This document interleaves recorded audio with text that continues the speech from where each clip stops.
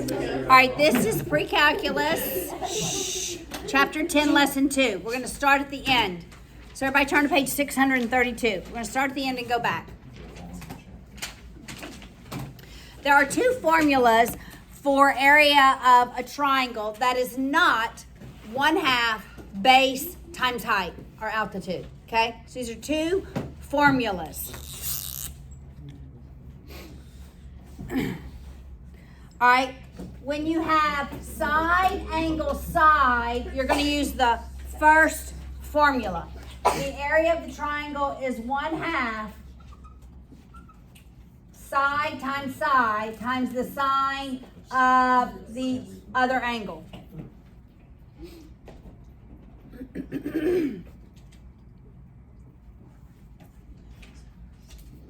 Heron's formula. This is Heron's formula. You're going to use when we have side, side, side. So this S value in Heron's formula is 1/2 the perimeter. It's half of the perimeter. All right. So it's the square root of the perimeter times the perimeter minus every side. Equals what? Equals the area of a triangle. These are two formulas for area of a triangle. Not given the base and the height. Are these in the book? They're on page 632.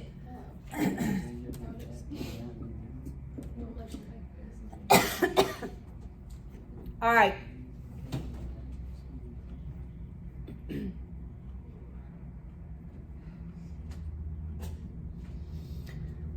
All right, so let's look. Can we calculate the area of this triangle given that? Okay, your brain should say, yes, I have side angle side. I'm using 1/2 times the side times the side times the sine of the angle given. I've seen this once on the ACT. You will see it on your test, obviously. Right? Probably. Mm-hmm. So it's just 1/2 times 8 times 13 times the sine of 130 degrees.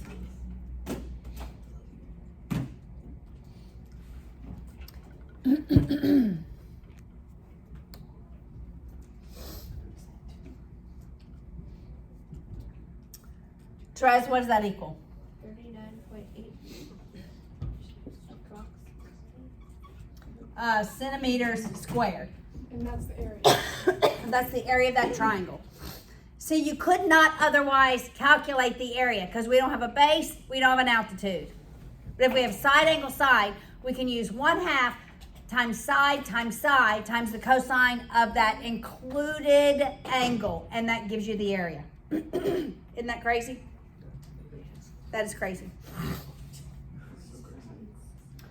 All right. When would we use Heron's formula? Okay. It just tells us in words.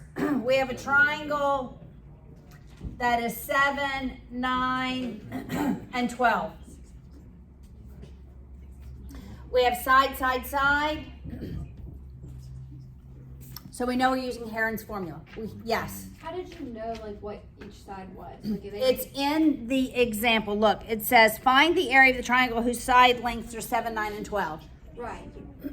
But does it matter? Like, Oh, no, it doesn't matter Okay. where it is. Doesn't matter where it is. We just want the area. And we don't know any angles, so we can't draw an altitude. So we have to use Heron's formula. First, we have to calculate S. S is 1/2 of the perimeter. 14. So S is going to be 1/2, of 7 plus 9 plus 12. So you say S is 14. Yeah. Okay, once we have S. 1/2 of the perimeter. That's the sum of all the sides. Got it? All right, now it's just plugging it in. So it's 14 times 14 minus 7 times 14 minus 9 times 14 minus 12. Well, that's the square root of 14 times 7 times 5 times 2.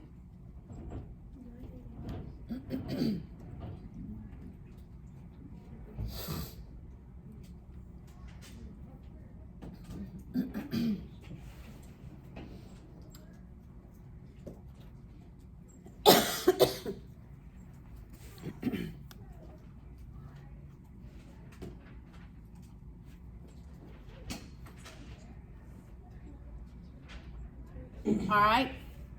What is that? 31.3. All right, you got it.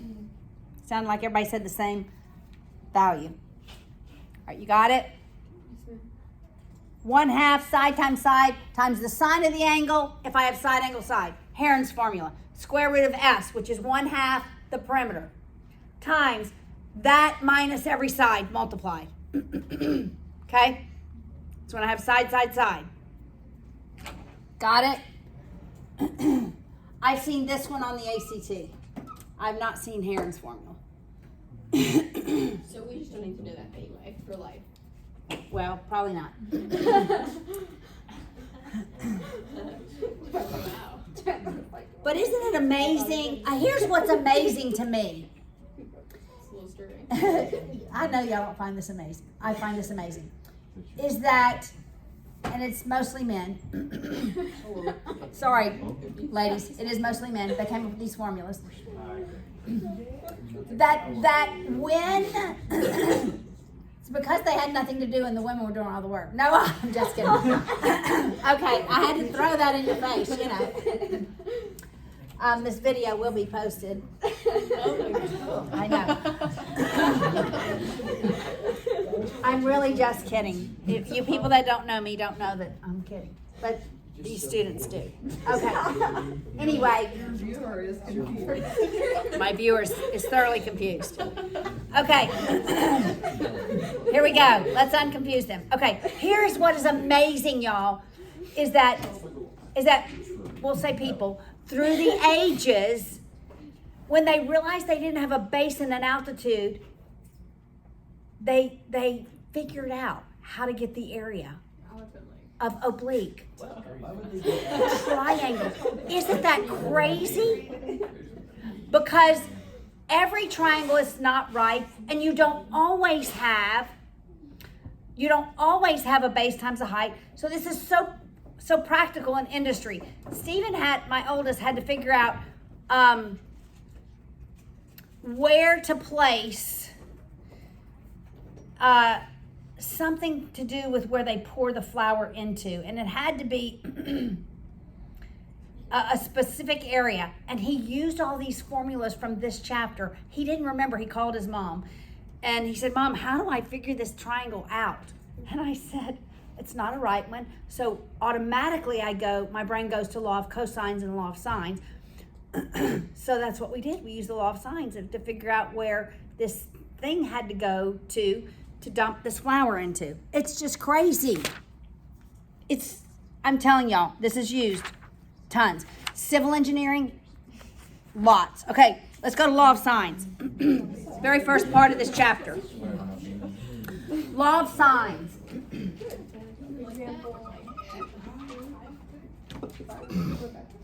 All right. Law of sines. When do we use the law of sines? Angle side. Angle side. That too.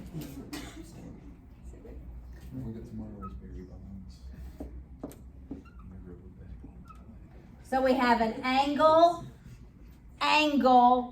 and a side that's not included. Okay, remember there was a congruence proof that I said we never use these letters.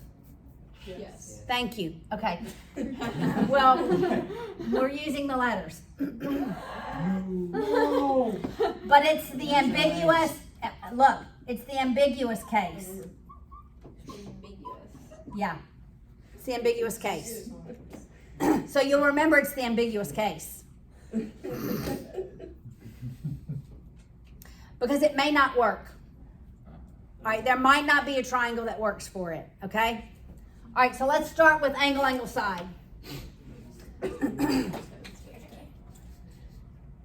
example, wait, I have to tell you what it is. Okay, I have to tell you what the law of sines is. Okay, guys, I see it different ways. I see A over the sine of A equals B over the sine of B equals C over the sine of C. Or I see it sine of A over A equals the sine of B over B, right? You get it? Doesn't matter. It doesn't matter. Whether you use this or the reciprocal, they both work, right? All right. So these ratios always work. We're only going to use 2 ratios. We're not going to use all 3 of them. Yes? And all of this stuff is just giving you the area. Like, that's the point? Or is it finding No. the No. Law of cosines and sines gives you the length of a side or an angle. Heron's formula and 1/2 AB sine of C is the only 2 formulas for area. Got it? Is there a base times side? Okay. Other than 1/2 base times side. Okay. All right, let's look at example 1. It says, guys, just draw the triangle. I don't like drawing it. I'm just going to draw a triangle and then label it. All right, it says angle B is 20 degrees. Angle C is 31 degrees. Side B is 210. Find the other angle. Well, that part's easy. And the lengths. Okay, the other angle is easy. 180 minus 31 minus 20.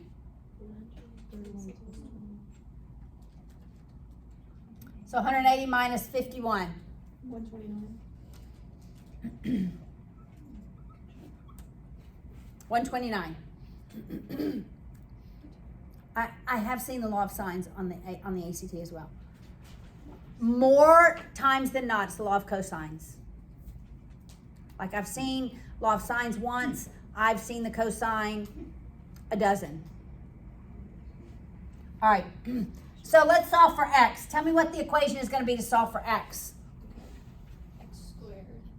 Nothing is squared in the law of sines. X over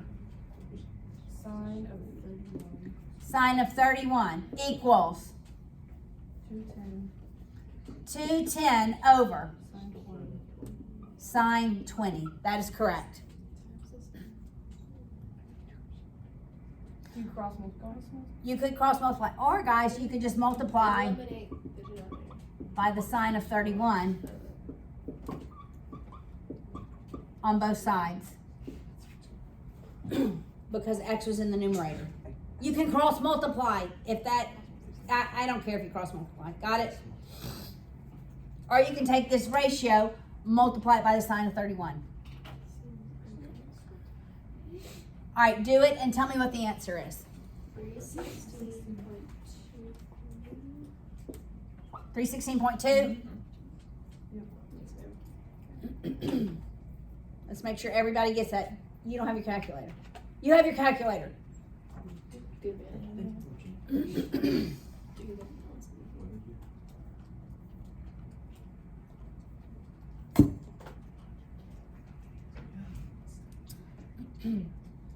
Everybody agrees with 316.2? Yes. All right, let's solve for y. All right, so Jesse, give me y. Equation to solve for y. So you would do x over sine. We're going to solve for y. Oh, sorry. Yeah, no, sorry. 210 over the sine of 20. Thank And then you. you do y over the sine of 120. Exactly. You could take that ratio and multiply it by the sine of 129 because that would eliminate it and get y. All right, so Jesse, tell me what the answer is.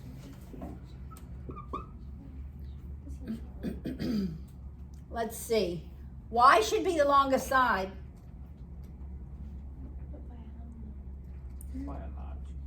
You would think it's by a lot.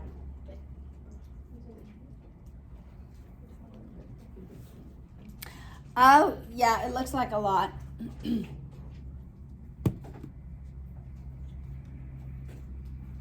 so 477 Uh-huh. That's a lot. Yeah, that's a lot. 477.2. All right? All right, now we're going to look at the ambiguous case. All right? What example are we on? We're on page 628. 628. Example 2. All right, this is the ambiguous case. We don't know. There can be no solution when you have side-side angle. There can be no solution. There can be one solution. There can be two solutions. There can be no solutions, one solution, or two solutions. Got it? Okay. Give a possible triangle ABC. ABC. Will this one next? Yes. So A is 6, B is 7, and angle A is 65 degrees. Okay, we're going to use proportions to solve. This is example 2. All right, so what is the only side we could possibly solve for? AB? The six. Angle B. Angle B is the only angle we can solve for.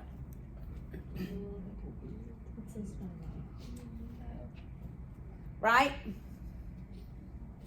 Then, once I get angle B, is there anything else that what do I use for, Find angle C because I'm like subtracting from 180. correct. So then I could solve for C, angle C, and side C. Because if I get an angle here, I can know angle C, and then I can solve for side C. Okay, so we have to start with angle B. All right, so it's 6 over the sine of 65 degrees equals 7 over the sine of B. All right, now you have to multiply, cross multiply. So it's 7 times the sine of 65 degrees equals 6 times the sine of B. Divide both sides by 6. So let's get here. Sine of B equals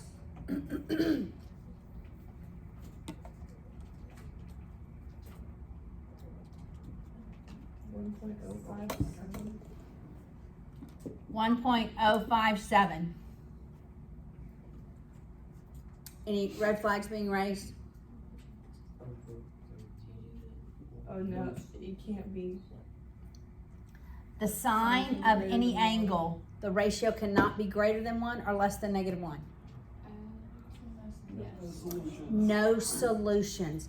The problem is that there's no other length of a side such that the sum of two sides will be equal to or greater than, not equal to, will be greater than the third. All right, now we're going to look at example 3. This one. All right. We just have this one and 4 to go to. We're not going to do 5. So there we go. We have this one and 4. Okay. So that was an example with side-side angle where there was no solution. It's clear that there was no solution because you have the sine of an angle equals a number greater than 1. Okay? That's always no solution. All right. So we have an airplane that takes off from a carrier. Okay, here's the carrier. Here's the airplane. Here's the destroyer. Okay. All right. Just so they're triangling like that, but it doesn't really matter, does it? It doesn't matter. Okay, this airplane travels 12 kilometers. At an instant, this destroyer is located 5 kilometers from the carrier. Which, Yeah, the destroyer is 5 kilometers from the carrier. And notes that the angle determined by the carrier, I keep losing my place. That the angle determined by the carrier, the destroyer is the vertex, so it's this vertex, it even says the vertex, and the plane is 37 degrees. How far is the plane from the destroyer? Wait, how far is the plane from the destroyer? Yes. Okay. So, what am I going to use? wait, I'm sorry. I'm a little bit confused. A takes off from B and flies straight for 12 kilometers. Okay, I'll label this B. I called it the carrier. It's really the carrier. I labeled it C. So the airplane travels 12 kilometers. There's a destroyer 5 kilometers from the carrier. There's an angle of 37 degrees. All right? So, what must I solve for first?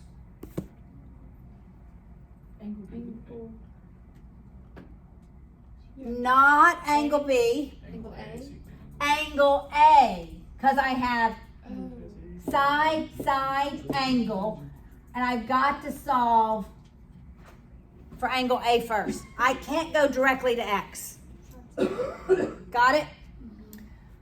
All right, so it's 12 over the sine of 37 degrees equals 5 over the sine of A. That's the airplane, so we're going to get that angle at the airplane.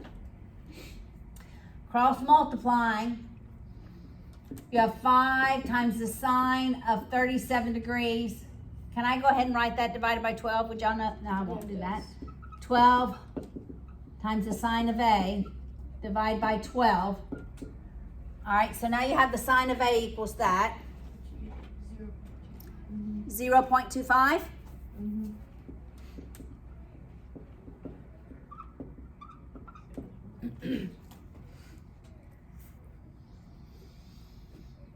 All right, what is the inverse sine of 0.25?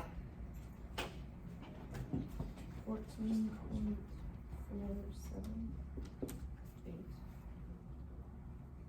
All right, so we'll say 14.5 degrees. Okay.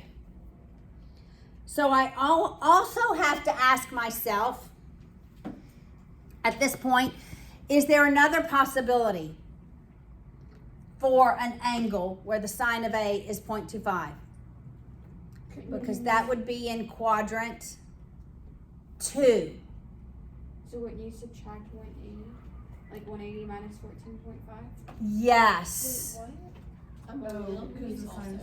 Okay, so here's what we solved for. We solved for this one, and it's 14.5. But the sign is also positive in the second quadrant, so couldn't it be somewheres over here? Because that's still less than 180? What do you do with that information there? Because there's only one. Well, no, there could be 2 possible triangles. So once you solve for this, you have to think, will this angle work in the second quadrant? So it's 180 minus, 14.5. what's this angle? What's 165.5. Okay. Does that work if this angle is 37? No. Why? Because we're already over 180. Sometimes it's going to work. What do you do in those times? Then you have 2 different triangles. We're going to do one in just a minute. This one only has one, so this solution doesn't work. Yes. No, sign. Positive in the second quadrant. But the like the actual the distance along the triangle would be negative because your x value does that make sense? Because it's to the left of the y. But it's the sign. The sign is positive. It's opposite over hypotenuse. Both of those are positive. The sign does not use any negatives in the second quadrant. All right, so 165 doesn't work. Does everybody understand why 165 does not work? Yes. 14.5 works. All right, what's this angle then? 128. Say that again. 128.5. 128.5. All right, now we're going to solve for that distance. We're going to use the two that are given, not the one we just calculated. Always go back to the two that were given. So it's 12 over the sine of 37 equals, thank you, x over the sine of 128.5. And you can just multiply by the sine of 128.5 on both sides to eliminate that. And what do we have? 15.6. That's how far they are. Okay, I want to go to the next one because it has two options. All right, now we have a triangle. I know I'm rushing through this, but let's get your calculators ready to work. All right, we have A, B, C. A is 7.5, B is 12, and this is 35 degrees. What angle do I have to be solving for first? Look at that triangle. What angle do I have? B, because it's opposite that one. Got it? You have to look opposite, opposite. All right, so it's 7.5 over the sine of 35 degrees equals 12 over sine of B. You are, yes, exactly. Cross multiplying.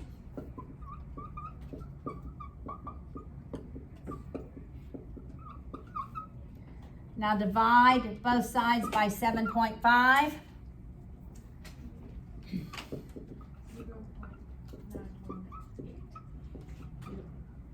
4 decimal places? 0.9177. 7. That gives me a more accurate angle. Okay, does anyone else get that? Yes. All right, now we're going to do inverse sine. 0.9177 equals B. 66.5953. 66.6. All right, so we know that one works. Is there an option in the second quadrant? Yes.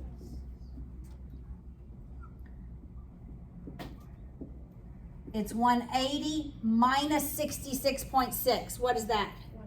113.4. 113.4. Does that work if I have a 35-degree angle? Yes. Okay, so I have two options here. All right, let's write this down. I have 35, 66.6, and then what's the other angle? 148.4. 148. That can't be. Wait, sorry, that was for the other one. That can't be right either. 35, 113.4. What's the third angle? Take 180 minus those two angles. 180 minus 66.6 minus 35. And same here. 180 minus 113. 78.4 is the top one. 78.4. 41.6 is the bottom one. 41.6. I got No, I did minus 25. yeah, okay. I got 31.6. All right, so this is for angle C. We have two options. you see how we got the two options? We had to look in the first and second quadrant. Okay, now we have to calculate the length of side C using both options. So we're going to go back to 7.5 over the sine of 35 equals C over the sine of 78.4 and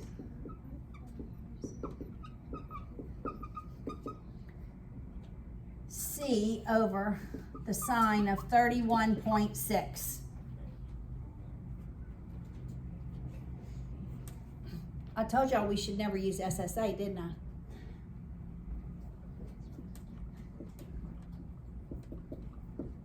So multiply this second one by the sine of 31.6 and multiply this one by 78.4, sine of 78.4.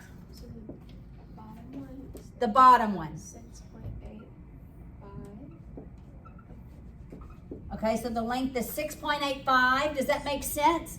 It's the smallest angle, shortest side. Absolutely makes sense. What is the length of the side if it's 78.4? I got 12.81. 12.8. Yes.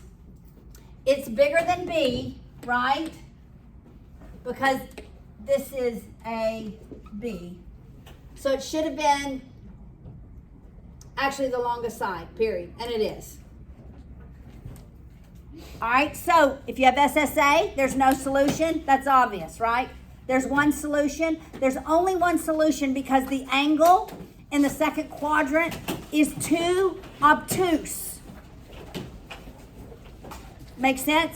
Or there's two options when we have two acute angles.